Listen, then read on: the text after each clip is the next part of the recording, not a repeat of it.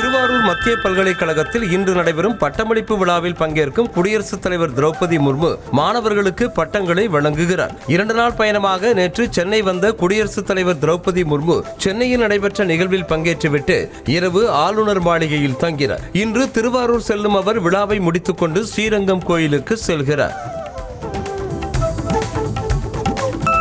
குடியரசுத் தலைவர் திரௌபதி முர்மு வருகையொட்டி திருச்சி ஸ்ரீரங்கம் முழுவதும் காவல்துறை கட்டுப்பாட்டில் கொண்டுவரப்பட்டுள்ளது. கொள்ளிடம் கரை ஹெலிபேட் தளத்தில் இருந்து கோவிலுக்கு செல்லும் பகுதியில் மத்திய பாதுகாப்பு படையினரின் ஒத்திகை நிகழ்ச்சி நடைபெற்றது. திருவாரூர் மத்திய பல்கலைக்கழக பட்டமளிப்பு விழாவில் பங்கேற்கும் அவர் ஸ்ரீரங்கம் ரங்கநாதரை தரிசனம் செய்கிறார்.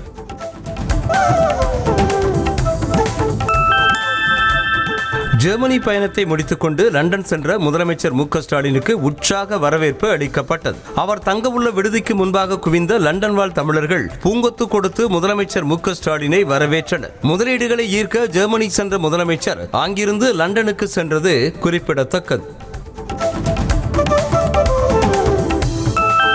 தமிழ்நாடு ஏற்றுமதியாளர்களுக்கு மத்திய அரசு உடனடியாக நிவாரணங்களை அறிவிக்க வேண்டும் என முதலமைச்சர் மு க ஸ்டாலின் வலியுறுத்தியுள்ளார். அமெரிக்காவின் வரி விதிப்பு விவகாரத்தில் மத்திய அரசுக்கு எதிரான போராட்டத்தை சுட்டிக்காட்டி அவர் வெளியிட்டிருக்கும் எக்ஸ் பதிவில் அமெரிக்காவுடன் பேச்சுவார்த்தை நடத்தி தீர்வு கண்டு விஸ்வகுரு எனும் பட்டப்பெயருக்கு நியாயம் செய்யுமாறு வலியுறுத்தியிருக்கிறார்.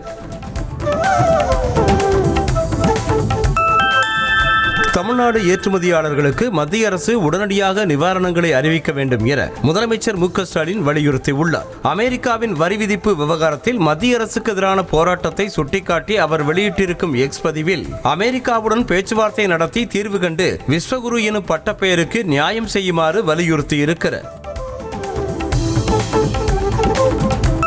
ஊழல் குற்றச்சாட்டு தொடர்பாக மதுரை மேயரின் கணவரை கைது செய்தது ஒரு கண் துடைப்பு நாடகம் என எதிர்க்கட்சித் தலைவர் எடப்பாடி பழனிசாமி விமர்சித்திருக்கிறார். மதுரை கேப்புதூர் அழகர் கோவில் பிரதான சாலையில் பொதுமக்கள் மத்தியில் பேசிய அவர் மக்களின் வரியை ஏமாற்றுகிற அரசு திமுக அரசு என கடுமையாக விமர்சித்திருக்கிறார். முதலமைச்சரின் வெளிநாட்டு பயணம் குறித்த தனது கேள்விக்கு அமைச்சர் டிஆர்பி ராஜா திசை திருப்பும் வகையில் பதிலளித்திருப்பதாக பாஜக மாநில தலைவர் நயினார் நாகேந்திரன் குற்றம் சாட்டியுள்ளார். இதுகுறித்து அவர் வெளியிட்டிருக்கும் எக்ஸ் பதிவில் சிறிய பாகத்துக்கு மட்டும் பதிலளித்துவிட்டு முக்கிய கேள்விகளுக்கு மௌனத்தை மட்டுமே பதிலாக தந்துள்ளதாக தெரிவித்திருக்கிறார். 1 முதல் 5ஆம் வகுப்பு வரையிலான பள்ளி மாணவர்களுக்கான காலாண்டு தேர்வு அட்டவணையை பள்ளிக்கல்வித்துறை வெளியிட்டிருக்கிறது. அதன்படி 4 மற்றும் 5ஆம் வகுப்புகளுக்கு வரும் 17ஆம் தேதி தொடங்கி 25ஆம் தேதி வரையிலும் 1 முதல் 3 வரையிலான வகுப்புகளுக்கு வரும் 22ஆம் தேதி முதல் 25ஆம் தேதி வரையிலும் காலாண்டு தேர்வு நடைபெறும் என்று பள்ளிக்கல்வித்துறை அறிவித்திருக்கிறது. பாஜக முன்னாள் மாநில தலைவர் அண்ணாமலைக்கு பதிலளித்திருக்கும் பள்ளிக்கல்வித்துறை அமைச்சர் அன்பில் மகேஷ் பொய்யாமொழி இந்த ஆண்டு அரசு பள்ளிகளில் மட்டும் 4 லட்சத்திற்கும் மேற்பட்ட குழந்தைகள் சேர்ந்திருப்பதாக கூறியிருக்கிறார். மதுரை சத்திரப்பட்டியில் செய்தியாளர்களுக்கு பேட்டியளித்த அவர் அரசு பள்ளி மாணவர்கள் சேர்க்கை குறித்து அண்ணாமலை பழைய தரவுகளை வைத்துக் கொண்டு பேசுவதாக தெரிவித்திருக்கிறார். கடலூர் மாவட்டம் சிதம்பரம் டிஎஸ்பி ஆய்வாளர் உட்பட 7 காவலர்களை வடக்கு மண்டல ஐஜி பணியிட மாற்றம் செய்திருக்கிறார். சிதம்பரத்தில் சர்வ சாதாரணமாக லாட்டரி விற்பனை நடந்து வருவதை பணம் வாங்கிக் கொண்டு கண்டுகொள்ளாமல் இருந்ததாக கூறி நடவடிக்கை எடுத்துள்ளதாக கூறப்படுகிறது.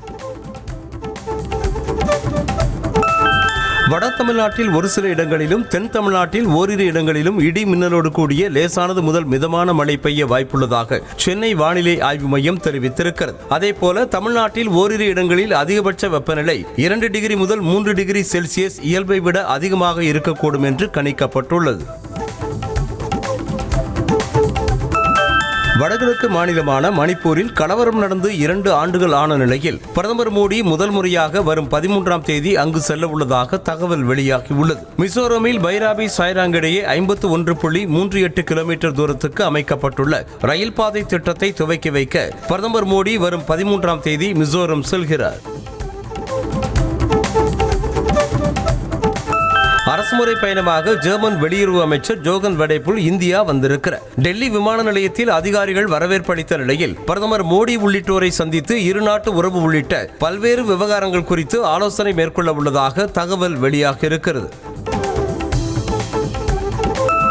உத்தரப்பிரதேச மாநிலம் நொய்டாவில் கடும் போக்குவரத்து நெரிசல் காரணமாக வாகன ஓட்டிகள் கடும் அவதியடைந்தனர். மழை காரணமாக போக்குவரத்து நெரிசல் ஏற்பட்ட நிலையில் வாகனங்கள் ஊர்ந்து சென்றன. இதன் காரணமாக பல கிலோமீட்டர் தூரத்திற்கு வாகனங்கள் அணிவகுத்து நின்றன. பிரபல ஆப்பிள் நிறுவனம் முதல் முறையாக தென்னிந்தியாவில் ஷோரூம் திறந்த நிலையில் வாடிக்கையாளர்கள் ஆர்வத்தோடு சென்று தேவையான செல்போன் உள்ளிட்டவற்றை வாங்கி சென்றனர். டெல்லி, மும்பைக்கு அடுத்தபடியாக பெங்களூருவில் ஆப்பிள் நிறுவனம் கடையை திறந்திருப்பது குறிப்பிடத்தக்கது. பஞ்சாப் மாநிலத்தில் மழை வெள்ளத்தில் சிக்கி 30 பேர் உயிரிழந்ததாக பட்டியலை அம்மாநில அரசு வெளியிட்டிருக்கிறது. கனமழை காரணமாக ஏற்பட்ட வெள்ளப்பெருக்கை தொடர்ந்து மீட்பு பணிகள் மேற்கொள்ளப்பட்டு வரும் நிலையில் பாதிக்கப்பட்டவர்கள் பாதுகாப்பாக முகாம்களில் தங்க வைக்கப்பட்டுள்ளனர். பஞ்சாபின் ஜஸ்தர்வால் கிராமத்தில் வெள்ளத்தில் சிக்கி தவித்த பொதுமக்களை இந்திய ராணுவ வீரர்கள் படகுகள் மூலம் பத்திரமாக மீட்டு முகாம்களில் தங்க வைத்தனர். கனமழை காரணமாக குடியிருப்பு பகுதிகளில் வெள்ளம் சூழ்ந்த நிலையில் வெளியேற முடியாமல் சிக்கி தவித்த பொதுமக்கள் பத்திரமாக மீட்கப்பட்டு வருகின்றனர். சத்தீஸ்கர் மாநிலம் தண்டேவாடா பகுதியில் பெய்த கனமழை காரணமாக 100க்கும் மேற்பட்ட குடும்பங்கள் பாதிக்கப்பட்டு முகாம்களில் தங்கியுள்ளனர். கனமழை காரணமாக வீடுகள் சேதமடைந்த நிலையில் பொதுமக்கள் அங்கிருந்து வெளியேறி மாவட்ட நிர்வாகம் சார்பில் அமைக்கப்பட்ட முகாம்களில் தங்க வைக்கப்பட்டுள்ளனர். டெல்லியின் சிவில் லைன்ஸ் அருகே சாலையில் குளம் போல தண்ணீர் தேங்கியதால் வாகனங்களை இயக்க முடியாமல் வாகன ஓட்டிகள் கடும் சிரமப்பட்டனர். யமுனை ஆற்றில் நீர்மட்டம் தொடர்ந்து அதிகரித்து வரும் நிலையில் சாலைகளுக்குள் புகுந்ததால் வெள்ளக்காடாக காட்சியளிக்கிறது. இதனால் கடும் போக்குவரத்து நெரிசல் ஏற்பட்ட நிலையில் வாகனங்கள் ஊர்ந்து செல்லும் நிலை ஏற்பட்டது. டெல்லியில் குடியிருப்பு பகுதிக்குள் வெள்ளம் புகுந்த நிலையில் பொதுமக்களின் இயல்பு வாழ்க்கை கடுமையாக பாதிக்கப்பட்டுள்ளது. யமுனை ஆற்றில் ஏற்பட்ட வெள்ளப்பெருக்கு காரணமாக குடியிருப்பு பகுதிகளுக்குள் வெள்ளம் புகுந்ததால் பொதுமக்கள் வெளியேற முடியாமல் வீடுகளில் முடங்கி கிடந்தனர். ஜம்மு காஷ்மீரின் புல்தோடா அருகே ஏற்பட்ட நிலச்சரிவு காரணமாக படோர்-கிஸ்வார் தேசிய நெடுஞ்சாலை மூடப்பட்டது. நிலச்சரிவு காரணமாக பாறைகள் தொடர்ந்து உருண்டு வந்து விழுந்த நிலையில் அதனை சீரமைக்கும் பணிகள் தீவிரமாக மேற்கொள்ளப்பட்டு வருகின்றன. இதன் காரணமாக போக்குவரத்து நிறுத்தப்பட்டது. ஹிமாச்சல பிரதேச மாநிலம் மண்டியில் சுந்தர் நகரில் ஏற்பட்ட நிலச்சரிவில் சிக்கி 3 பேர் உயிரிழந்தனர். 2 வீடுகள் சேதமடைந்த நிலையில் அதில் 5 பேர் இருக்கலாம் என கூறப்பட்டதை தொடர்ந்து சம்பவ இடத்திற்கு சென்ற தேசிய பேரிடர் மீட்புக் குழுவினர் JCB உதவியோடு இரவு முழுவதும் தேடுதல் வேட்டையில் ஈடுபட்டனர். 3 பேரின் உடல்களை மீட்டதோடு 2 பேரின் உடல்களை தேடும் பணிகளில் ஈடுபட்டனர். மக்களின் எந்தவிதமான அடிப்படை பிரச்சனைகளுக்கும் தற்போதைய திமுக அரசு தீர்வு காணவில்லை என புதிய தமிழகம் கட்சித் தலைவர் கிருஷ்ணசாமி குற்றம் சாட்டியிருக்கிறார். தென்காசியில் செய்தியாளர்களை சந்தித்த அவர் பல்வேறு திட்டங்கள் மக்களை சென்றடையாததால் மக்கள் பாதிப்புக்கு ஆளாகியிருப்பதாக தெரிவித்திருக்கிறார். நெல்லை MP ராபர்ட் புரூஸ் தாக்கல் செய்த வேட்புமனு தொடர்பான ஆவணங்களை உயர்நீதிமன்ற பதிவுத்துறையிடம் ஒப்படைக்கும்படி தேர்தல் ஆணையத்துக்கு உத்தரவிடப்பட்டுள்ளது. 2024 மக்களவைத் தேர்தலில் அவர் தனது வேட்புமனுவில் சொத்து வழக்கு விவரங்களை மறைத்துள்ளதாகவும் அவரது வெற்றி செல்லாது எனவும் கூறி பாஜக வேட்பாளர் நயினார் நாகேந்திரன் சென்னை உயர்நீதிமன்றத்தில் வழக்கு தொடர்ந்தார்.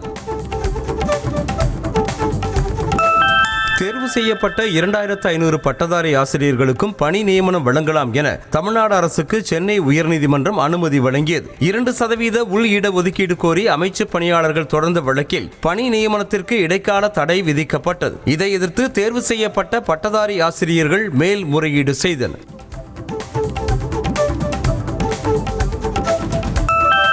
சிவகங்கை மாவட்டம் தேவகோட்டை பகுதியில் மணல் குவாரிகள் நடத்த தடை விதிக்க கோரிய மனுவுக்கு தமிழ்நாடு கனிம வளத்துறை இயக்குநர் மற்றும் சிவகங்கை மாவட்ட ஆட்சியர் பதில் மனு தாக்கல் செய்ய உயர்நீதிமன்ற மதுரை கிளை உத்தரவிட்டுள்ளது. பரமசிவம் என்பவர் தாக்கல் செய்த மனுவில் குறிப்பிட்ட அந்த பகுதி விவசாயம் சார்ந்தது என்பதாலும் நீர்நிலைகள் உள்ளதாலும் மணல் குவாரிகள் நடத்த தடை கோரியிருந்தார்.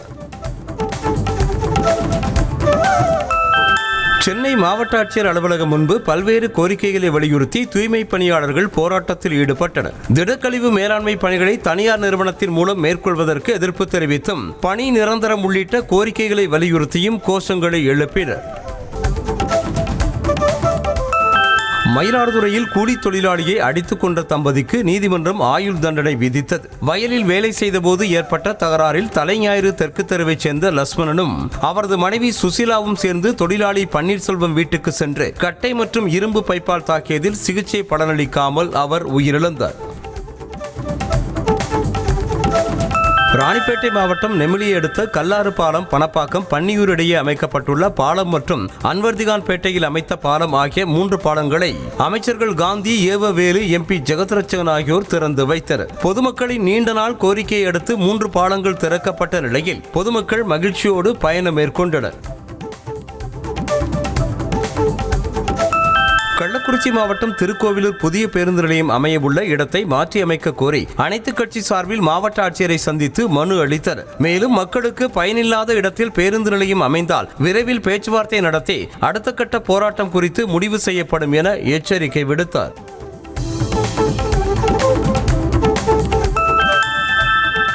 நெல்லை மாவட்டம் அம்பாசமுத்திரத்தை அடுத்த விக்ரமசிங்கபுரம் அருகே பனைமரம் பாதுகாப்பு சங்கம் மற்றும் புனித மரியன்னை மேல்நிலைப்பள்ளி இணைந்து பனை விதை நடும் விழா நடைபெற்றது. இதில் பள்ளி மாணவர்கள் 1000 பனை விதைகளை நடவு செய்யும் பணியை தொடங்கினர். ரயில் தாமதமாக வருவதாக கூறி செங்கல்பட்டு மாவட்டம் பாலூர் ரயில் நிலையத்தில் பயணிகள் கொட்டும் மழையில் மறியல் போராட்டத்தில் ஈடுபட்டதால் சிறிது நேரம் பரபரப்பு ஏற்பட்டது. இதனையடுத்து அதிகாரிகள் பேச்சுவார்த்தை நடத்திய பின்னர் பயணிகள் அனைவரும் கலைந்து சென்றனர்.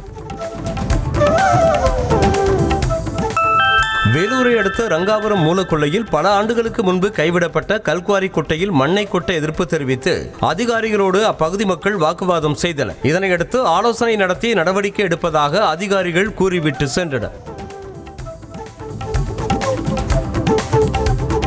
திருச்சி மாவட்டம் மணப்பாறை அருகே 1956இல் காமராஜர் காலத்தில் கட்டப்பட்ட பள்ளி 70 ஆண்டுகளுக்கு பிறகு மேல்நிலைப் பள்ளியாக தரம் உயர்த்தப்பட்டிருப்பதால் மாணவ மாணவிகள், பெற்றோர், பொதுமக்கள் மகிழ்ச்சி அடைந்தனர். கள்ளக்காம்பட்டியில் உள்ள அரசு உயர்நிலைப்பள்ளி தரம் உயர்த்தப்பட்டதற்கான ஆணையை பள்ளி தலைமை ஆசிரியரிடம் அமைச்சர் அன்பில் மகேஷ் பொய்யாமொழி வழங்கினார். திருச்சி மாவட்டம் லால்குடி அருகே விநாயகர் சிலை ஊர்வலத்தின் போது ஏற்பட்ட தகராறில் இளைஞரை கல்லால் அடித்துக் கொன்ற 5 பேரை போலீசார் கைது செய்து சிறையில் அடைத்தனர். சிறுமயங்குடி காளியம்மன் கோயில் தெருவை சேர்ந்த ஹரிஹரன் விநாயகர் ஊர்வலத்தில் கலந்து கொண்டபோது சர்க்குணனோடு ஏற்பட்ட மோதலில் நண்பர்களுடன் சேர்ந்து கொலை செய்துள்ளார். சென்னை அருகே குன்றத்தூரில் மருமகளை ஆண் நண்பரின் மூலம் மாமியாரின் நகைகளை கொள்ளையடித்துவிட்டு நாடகமாடியது அம்பலமாகியுள்ளது. மணிகண்டன் நகர் காந்தி சாலையைச் சேர்ந்த ராஜேந்திரன் மனைவி அபிதா, மாமியார் வள்ளியம்மாள் ஆகியோர் இரவு வீட்டில் தனியாக இருந்தபோது மர்ம நபர் தாக்கி இருவரையும் கட்டி போட்டுவிட்டு 11 சவரன் நகைகளை கொள்ளையடித்து சென்றார். மயிலாடுதுறை அருகே காதலித்த பெண் ஏமாற்றியதால் காதலன் குவைத் நாட்டில் தற்கொலை செய்து கொண்ட நிலையில் ஏமாற்றிய பெண்ணையும் அவரது மனம் கவர்ந்த எஸ்ஐயையும் கைது செய்ய கோரி கிராம மக்கள் சாலை மறியலில் ஈடுபட்டனர். 10 ஆண்டுகளாக காதலித்த சங்கீதா உதவி ஆய்வாளர் சூரியமூர்த்தியை காதலிப்பதை அறிந்த காதலன் சரத்குமார் மன உளைச்சலில் தற்கொலை செய்து கொண்டார். சென்னையில் கொலை மற்றும் கூட்டு கொள்ளையடிக்க திட்டம் தீட்டி காரில் வந்த சரித்திர பதிவேடு குற்றவாளிகள் 5 பேரை போலீசார் கைது செய்தனர். அக்கரை சோதனைச் சாவடியில் போலீசார் வாகன தணிக்கையில் ஈடுபட்டிருந்த போது மதுரை, சிவகங்கை, நாமக்கல், கள்ளக்குறிச்சி ஆகிய மாவட்டங்களைச் சேர்ந்த சரித்திர பதிவேடு குற்றவாளிகள் 5 பேர் காரில் வந்தபோது சிக்கினர். குவைத்தில் மயிலாடுதுறை இளைஞர் தற்கொலை செய்து கொண்டதற்கு காரணமான இளம்பெண் மீது போலீசார் வழக்கு பதிவு செய்து தேடி வருகின்றனர். குவைத்தில் ஓட்டுநராக பணியாற்றிய தலைஞாயிறு பகுதியைச் சேர்ந்த சரத்குமார் திருப்பங்கூர் பகுதியைச் சேர்ந்த சங்கீதாவை காதலித்து வந்தார். ஆனால் அவர் எஸ்ஐ ஒருவரை காதலிப்பதாக கூறியதால் சரத்குமார் கடந்த 29ஆம் தேதி தற்கொலை செய்து கொண்டார். ராணிப்பேட்டை மாவட்டம் சோளிங்கர் அருகே ஏரியில் குளிக்க சென்ற 3 சிறுவர்கள் நீரில் மூழ்கி உயிரிழந்த சம்பவம் பெரும் சோகத்தை ஏற்படுத்தியிருக்கிறது. மாலை வழக்கம் போல பள்ளியில் இருந்து வீட்டுக்கு வந்த சிறுவர்கள் ஏரியில் குளிப்பதற்காக சென்றபோது எதிர்பாராத விதமாக நீரில் மூழ்கி உயிரிழந்தனர்.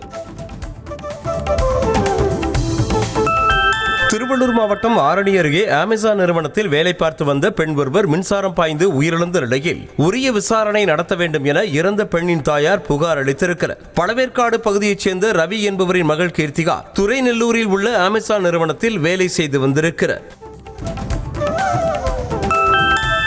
சேலம் மாவட்டம் சங்ககிரி வீராஜிபாளையம் விவேகானந்தா கல்லூரியில் நடைபெற்ற ஓணம் விழாவில் கேரள மாணவிகள் நடனமாடி உற்சாகமாக கொண்டாடினர். செண்டை மேளம் முழங்க ஆடல் பாடல் மற்றும் கலை நிகழ்ச்சிகள் நடைபெற்ற நிலையில் மாணவிகள், பெற்றோர், ஆசிரியர்கள் நிகழ்ச்சியை கண்டு களித்தனர்.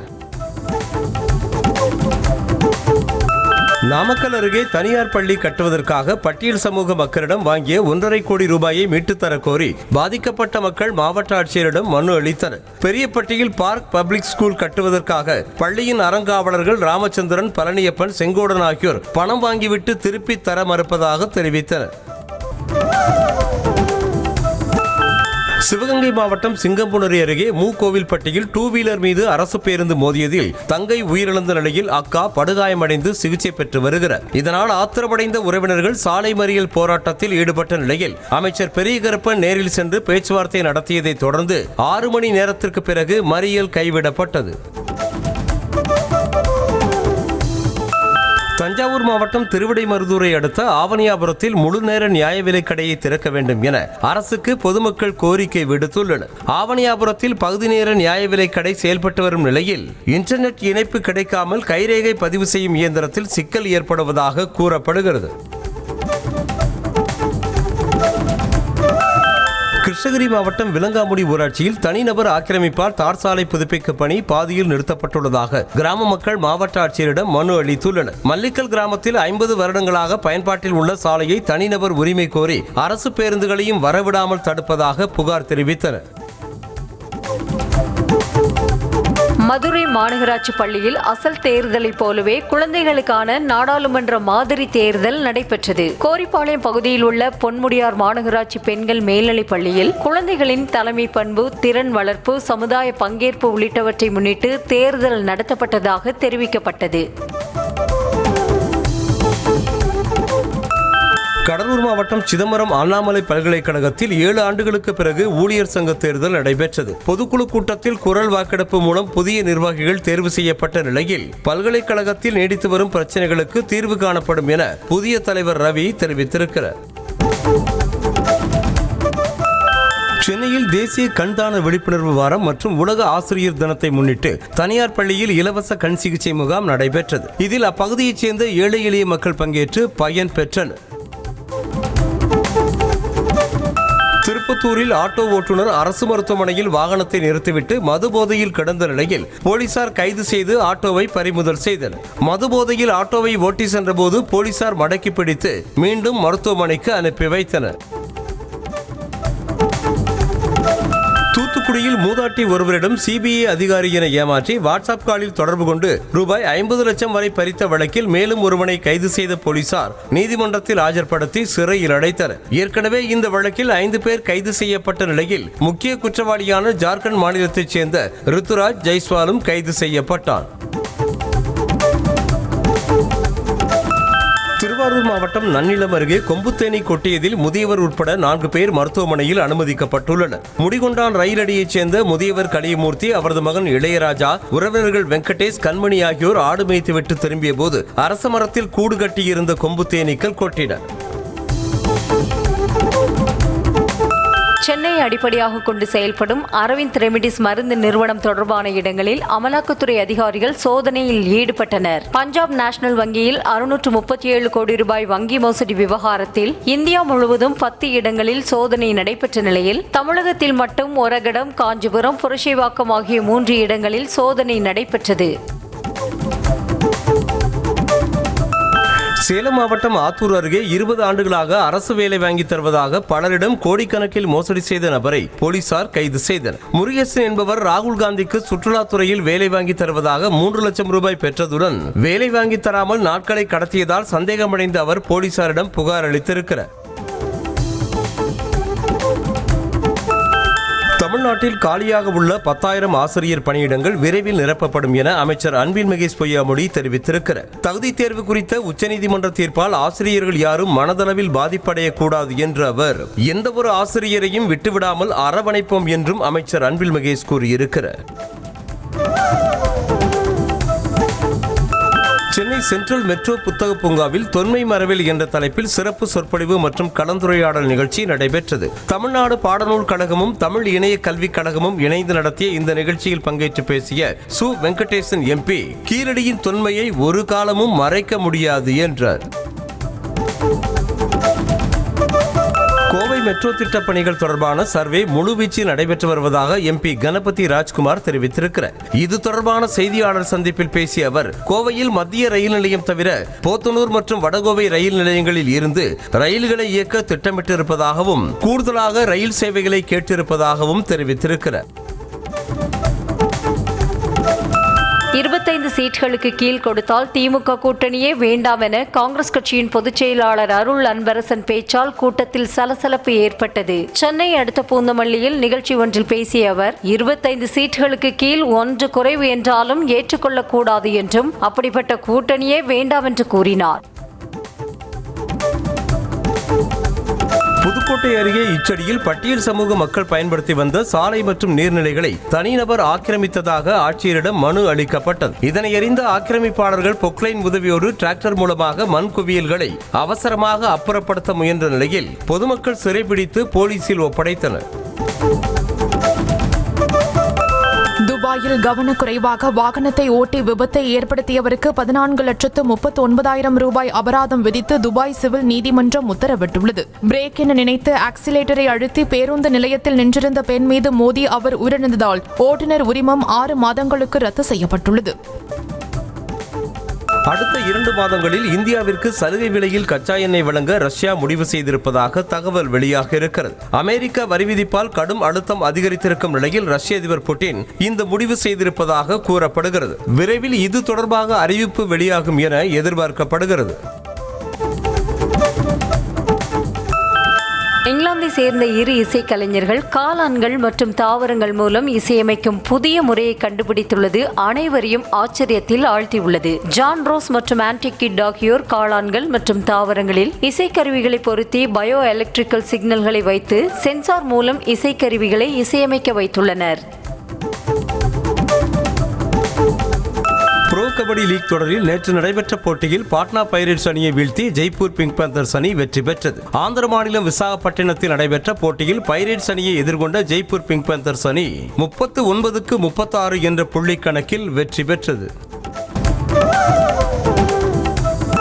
இங்கிலாந்து அணிக்கு எதிரான ஒருநாள் தொடரில் முதல் போட்டியில் தென்னாப்பிரிக்க அணி 7 விக்கெட்டுகள் வித்தியாசத்தில் வெற்றி பெற்று அசத்தியது. முதலில் பேட்டிங் செய்த இங்கிலாந்து அணி 24.3 ஓவர்களில் 131 ரன்களை மட்டுமே எடுத்து ஆல் அவுட் ஆனது. தொடர்ந்து விளையாடிய தென்னாப்பிரிக்க அணி 20.5 ஓவர்களில் 3 விக்கெட்டுகளை இழந்து 137 ரன்களை எடுத்து அபார வெற்றி பெற்றது. சர்வதேச T20 போட்டிகளில் அதிக விக்கெட்டுகளை வீழ்த்தி ஆப்கானிஸ்தான் வீரர் ரஷித் கான் வரலாறு படைத்திருக்கிறார். ஐக்கிய அரபு அமீரகத்திற்கு எதிராக நடைபெற்ற ஆட்டத்தில் ஆப்கானிஸ்தான் அணியின் கேப்டன் ரஷித் கான் 3 விக்கெட்டுகளை கைப்பற்றி அசத்தினார். இதன் மூலம் சர்வதேச T20 போட்டிகளில் இதுவரை 165 விக்கெட்டுகளை கைப்பற்றிய வீரர் என்ற சாதனையை படைத்திருக்கிறார். ட்ரீம் 11 விலகியதை அடுத்து இந்திய அணிக்கு முக்கிய விளம்பரதாரரை தேடி வரும் BCCI அதற்கான ஏலத்தை அறிவித்துள்ளது. புகழ்பெற்ற நிறுவனங்களை ஏலத்திற்கு அழைத்துள்ள BCCI ஆர்வமுள்ள நிறுவனங்கள் செப்டம்பர் 2 முதல் 16ஆம் தேதிக்குள் இந்திய அணியின் முக்கிய ஸ்பான்சர் ஆவதற்கான தங்கள் விண்ணப்பங்களை சமர்ப்பிக்கலாம் என தெரிவித்துள்ளது. மதுரை, தேனி, திருநெல்வேலி, தூத்துக்குடி உள்ளிட்ட தென் மாவட்ட ரசிகர் மன்ற நிர்வாகிகளுடன் நடிகர் தனுஷ் சந்தித்து புகைப்படம் எடுத்துக் கொண்டார். ராமநாதபுரம் தனியார் ஹோட்டலில் நடைபெற்ற நிகழ்வில் பிரியாணி விருந்தளித்ததோடு பெண்கள் மற்றும் குழந்தைகளுக்கு நலத்திட்ட உதவிகளை வழங்கினார். நடிகர் சூர்யாவின் 47வது திரைப்படத்தின் அடுத்த கட்ட அப்டேட் வெளியாகியுள்ளது. மலையாளத்தில் ஆவேசம் படத்தினை இயக்கிய ஜித்து மாதவன் சூர்யாவின் அடுத்த படத்தை இயக்க இருப்பதாக தகவல் வெளியாகியுள்ளது. இந்த படத்தில் ஹீரோயினாக நடிக்க நஸ்ரியாவிடம் பேச்சுவார்த்தை நடைபெற்று வருவதாகவும் கூறப்படுகிறது. துல்கர் சல்மான் தயாரிப்பில் உருவாகியிருக்கும் லோகா திரைப்படத்தில் பெங்களூரு பெண்கள் தொடர்பாக இடம்பெற்றுள்ள சர்ச்சைக்குரிய வசனம் நீக்கப்படும் என தயாரிப்பு நிறுவனம் அறிவித்துள்ளது. கடந்த 28ஆம் தேதி வெளியான லோகா திரைப்படத்தில் பெங்களூரு பெண்கள் தொடர்பாக இடம்பெற்ற வசனம் கர்நாடக மக்களிடையே கடும் அதிருப்தியை ஏற்படுத்தியது. நடிகர் விஜய் ஆண்டனி தயாரிப்பில் உருவாகியிருக்கும் பூக்கி திரைப்படத்தின் ஃபர்ஸ்ட் லுக் போஸ்டர் வெளியாக இருக்கிறது. கணேஷ் சந்திரா இயக்கும் இந்த திரைப்படத்தில் அஜய் தீக்ஷன் மற்றும் தனுஷா நடிக்க உள்ளனர். படத்தின் கதை, திரைக்கதை வசனத்தை புதிய பரிதி எழுதியிருக்கிறார். ஆவணி மாதம் செவ்வாய்க்கிழமை முன்னிட்டு திருவள்ளூர் மாவட்டம் சிறுவாபுரி முருகன் கோயிலில் பக்தர்கள் குவிந்தனர். பாலசுப்ரமணிய சுவாமி ராஜ அலங்காரத்தில் எழுந்தருளிய நிலையில் வீடு கட்டுவது உள்ளிட்ட வேண்டுதல்களை நிறைவேற்ற வேண்டி சுமார் 2 மணி நேரம் காத்திருந்து பக்தர்கள் சாமி தரிசனம் செய்தனர்.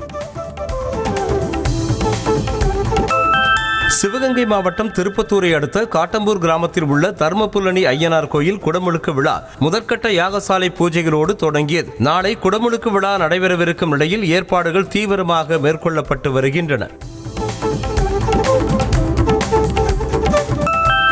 தஞ்சையில் உள்ள பீலிகான் முனீஸ்வரர் கோயில் குடமுழுக்கு விழாவை முன்னிட்டு யானை மீது புனித நீர் கொண்டு வரும் நிகழ்வு நடைபெற்றது. அப்போது பெண்கள் முளைப்பாரி எடுத்து ஊர்வலமாக கோயிலுக்கு கொண்டு வந்தனர். குடமுழுக்கு விழா ஏற்பாடுகள் விமர்சையாக நடைபெற்று வருகிறது.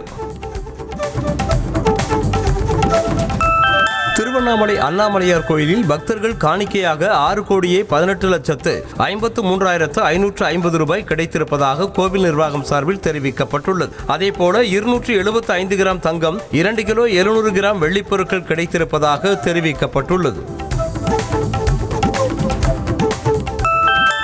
OnePlus நிறுவனத்தின் Pad 3 டேப்லெட் வரும் 5ஆம் தேதி இந்தியாவில் விற்பனைக்கு அறிமுகமாகும் நிலையில் ஒரு வழியாக அதன் விலை குறித்த அறிவிப்பு வெளியாகியுள்ளது. 12GB RAM மற்றும் 256GB சேமிப்பு திறன் கொண்ட மாடலுக்கு 47,999 ரூபாயும், 16GB RAM மற்றும் 512GB சேமிப்பு திறன் கொண்ட டாப் எண்ட் மாடலுக்கு 52,999 ரூபாயும் விலையாக நிர்ணயிக்கப்பட்டுள்ளது. இந்தியாவில் டெஸ்லா நிறுவன கார்களை வாங்க 2 மாதங்களில் 600 ஆர்டர்கள் மட்டுமே கிடைத்திருப்பதாக தகவல் வெளியாகியுள்ளது. உலகளவில் ஒவ்வொரு 4 மணி நேரத்திற்கும் 600 கார்கள் விற்பனையாகும் நிலையில் இந்தியாவில் டெஸ்லா கார்களின் விற்பனை மிகவும் மந்தமாகவே உள்ளது.